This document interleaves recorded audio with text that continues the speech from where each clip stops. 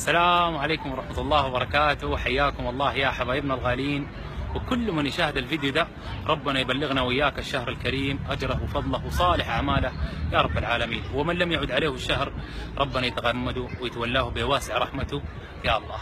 صراحة في قصة أنا بعتبرها عبرة الدهر وحصلت معانا، وهي روشتة بسيطة جدا وعلاج بسيط جدا لأي شخص بيعاني من الهم وبيعاني من ضغوطات الحياة، لأنه أنا أرى إنها هي عبرة للدهر. والقصة كالآتي ببساطة: حصلت معانا العام الماضي يبان تغطيتنا لإحدى البرامج الخيرية في إحدى أقاليم السودان. مشينا لقرية وكان حالة يعني متواضع جدا وأهلها صراحة في حوجة، لكن رغم الحوجة ورغم الظروف قالوا لنا لو دارين تعملوا خير أول حاجة أبدوا بالعم عبد الرحيم، امشوا للعم عبد الرحيم. استغربنا انه اثروا العم عبد الرحيم على نفسهم، وقلنا اكيد هو العمده بتاع القريه او شخص قدم لهم المعونه ويعين امرهم، لكن استغربنا انه عم عبد الرحيم هو اكثر شخص حوجه واكثر شخص فقير فيهم، وما في فقير في الدنيا. لما مشينا لعم عبد الرحيم، العم عبد الرحيم هو رجل قصته لا توجد الا في كتب الصالحين او سيره الصالحين، رجل ببساطة من تربة الصالحين والصحابة دخرته الأقدار للزمان ده عشان يكون عبرة وحكمة لنا نشوف المعنى الحقيقي لإيثار النفس ولفضائل النفس وللإنسانية العليا. مشينا لعم عبد الرحيم. العم عبد الرحيم رجل لا يملك إلا غرفة واحدة فيها 4، هو وزوجته و3 من ولاده، كلهم بيقعدوا في الغرفة دي، يعني عددهم كلهم الموجودين 6. الغرفة بسيطة جدا قاسمينها بينهم، هو وزوجته في حتة وولاده في حتة، بفقط ما يملكوه. عدا ذلك لا يوجد أي شيء سوى سور بحاوط الغرفة دي. بيمتلك نعجة واحدة فقط نعجة واحدة اللي هي غنماية.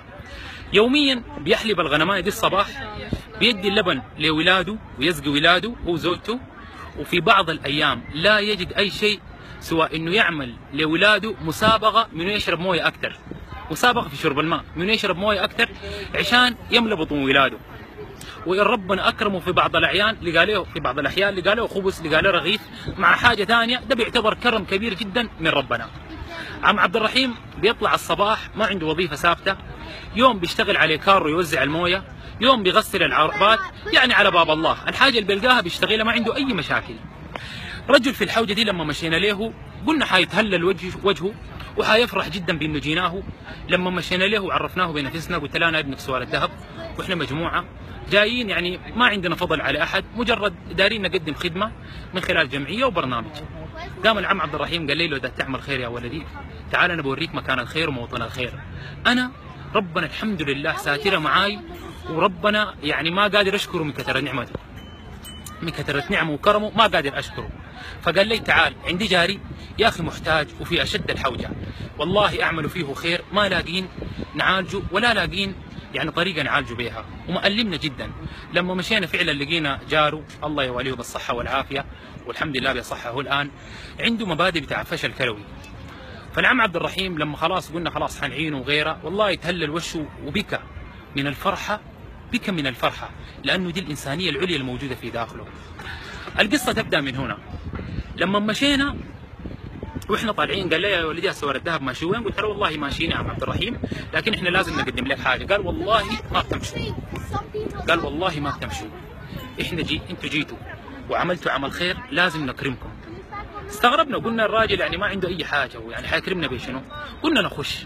لما خشينا قعدنا وبكل راحه وبساطه قدم لنا مويه، والعبره ما بالمويه او بغيرها، لكن جمال الحاجه في روحها، والنعمه جمالها في روحها وعبرتها بروحها. فالمويه كانت والله ابلغ من اي حاجه على بطوننا وعلى نفوسنا من العم عبد الرحيم.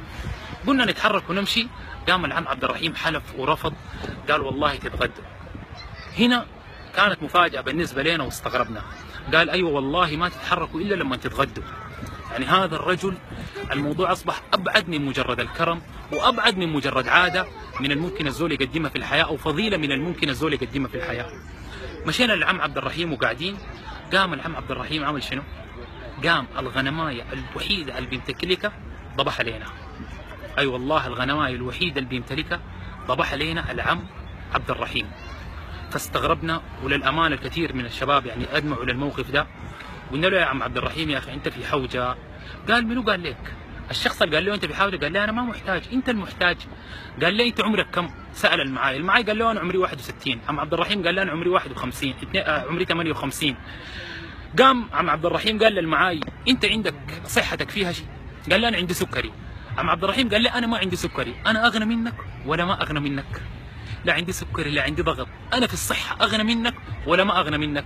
الصحه بتشتري بقروش؟ قال لي لا. قال لي يبقى مش ربنا اغناني واكرمني كرم كبير في الحته دي. دي القناعه بتاعت عمنا عبد الرحيم.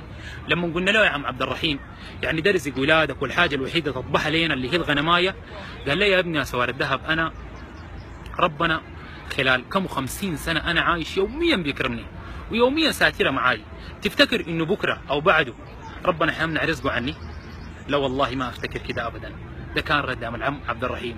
وقال لا يعني شنو بكره وبعده لو ما اكلنا او لو لقينا اي حاجه مشينا بها حالنا، هل ننسى الكم 50 سنه من فضل ربنا سبحانه وتعالى؟ ده كان جواب العم عبد الرحيم. العم عبد الرحيم قدم لنا درس كبير جدا جدا جدا، واحنا للامانه مشينا قلنا نعينه، لقيناه انه هو اعاننا على حياتنا وقدم لنا درس سيبقى خالد في نفوسنا. انا اعتقد يعني انه السعاده اللي احنا شفناها في العم عبد الرحيم وابنائه وزوجته، الضحكه والرضا وكم السعاده اللي عايشينها، صراحه يعني ادانا درس انه العبره في الحياه ما بكم النعمه ولكن بروحها وبمقدارها وببركتها. دي العبره في الحياه. وانه الانسان لو كانت نفسه واسعه ده اكبر غنى موجود في الحياه. لانه مشينا لناس عندهم من الجاه والسلطان والغنى ما شاء الله، لكن يقول لك انا متضايق لانه نفسه ضيقه مش لانه هو متضايق. والعم عبد الرحيم رغم انه قاعد في حاجه تعتبر ككوخ، ولكن لانه نفسه واسعه في اعتبار النفس الكوخ ده قصر، واللقمه البسيطه دي بالنسبه له اجمل واكبر مائده لانه غني بالنفس. واذكر يعني الحديث القدسي اللي كان فيه خلاف عليه يعني على محمد متولي الشعراوي اترسخ، وللامانه استلهمته من العم عبد الرحيم لما قال يا ابن ادم خلقت لك رزقك فلا تتعب وقدرت لك قدرك فلا تيأس. يا ابن آدم خلقت السماوات والأرض في 6 أيام ولم يعيني خلقهن، أيعيني رغيف عيش أسوقه لك؟ يا ابن آدم أنا لم أنسب الرزق من عصاني وما بالك بمن أطاعني. يا ابن آدم اقنع بما كتبته لك، اقنع بما كتبته لك، لأنك إن لم تقنع وعزتي وجلالي أسلطن عليك الدنيا تجري جري الوحوش ثم لا تنل إلا ما قسمته لك. وإن قنعت أرحت همك اللي هو تفكيرك وبدنك اللي هو جريك وكنت عندي محمودا. يا ابن آدم أنا لم أطلب منك عمل الغد لتطلب مني رزق الغد. العم عبد الرحيم يترسخ فيه الحديث ده، وكل كلمة في الحديث ده وجدناها في العم عبد الرحيم. والله إنه هذا الرجل في قمة السعادة، ولا عايز مننا نصوره ولا عايز مننا يعني ننشر قصته ولا عايز أي حاجة، راضي ومرتاح بالحاجة البسيطة دي. دي قصة بسيطة أنا قلتها لأي شخص، وأتمنى تكون أو تترسخ في عقل أي إنسان ونفس أي إنسان ويعتبر بها، لأنه فيها راحة كبيرة. وتذكر إنه وظيفتك اللي أنت فيها ملايين يتمنوها، راتبك اللي أنت بتاخذه ملايين من بيتمنوه، والأهم من ذلك صحتك اللي أنت فيها ملايين الملايين، وحتى اللي عندهم الملايين بيتمنوها.